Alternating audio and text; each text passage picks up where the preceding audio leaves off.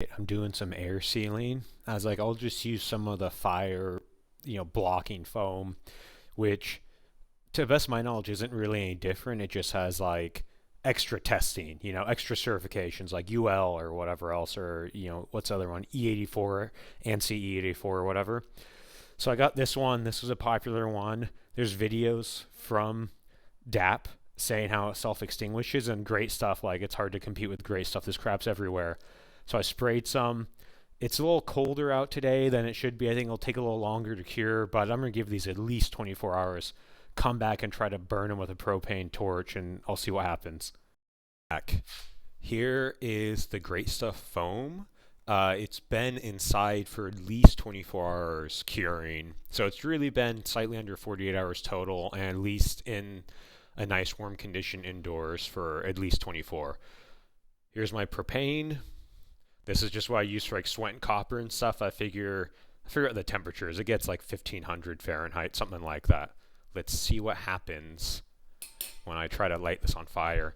I got safety glasses, gloves. I'm in a vented area. I also have a fire extinguisher nearby. So always be safe. Let's see what happens. Wow, that lit up like nothing. Oh my god. Okay, that was pretty shocking. It was just gonna burn through like a fire log or whatever. Look, it just started eating with the foam instantly. Okay, so we know how great stuff reacts. That was shocking. Okay, time to try the DAP now. Here's the DAP, exact same test. Let's see what happens. All right, let's try that again. There we go. Oh, damn. All right, well, that is not really catching on fire. Let's.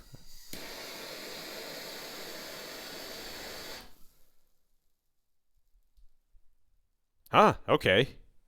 That's surprising. So I was curious, what would happen if I didn't use that torch? Cause like that torch was like blasting. Again, like that's me sweating copper real fast. I'd have to look it up, but maybe that's close to what happens if you had continuous arcing, like an electrical box or something. But is that realistic for like a home fire scenario in other contexts? I don't know. So I'm just gonna use a piece of paper and a lighter and see if this catches it on fire. What happens here? Come on now. All right, it's getting a little burned.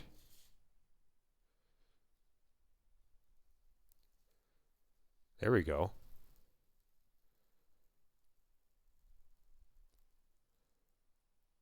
Okay, so with a normal flame, I assume the DAP is just like before. It withstood the last flame. All right, so a normal, quote unquote, normal temperature from like a lighter and paper burning.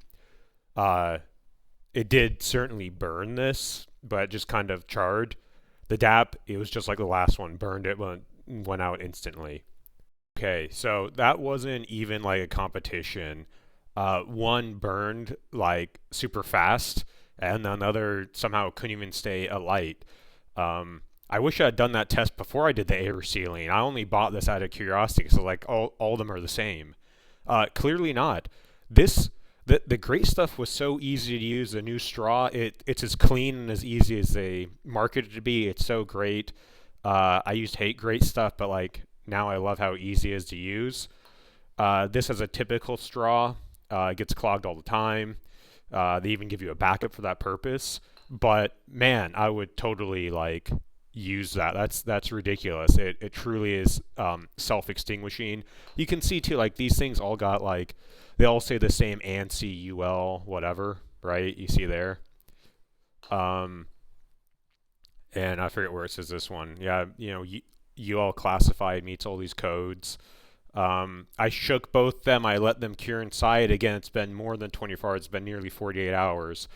Uh, these things are like nice and hard. Like I was trying to be unbiased. I honestly used the great stuff in my own project, but now I kind of wish I hadn't after seeing that. But anyway, I find this useful. Like, subscribe, comment. I'm really curious. Like, I can't believe the difference was that stark for what look like kind of two of the same thing, but no, there's a huge difference in performance there. Thanks for watching.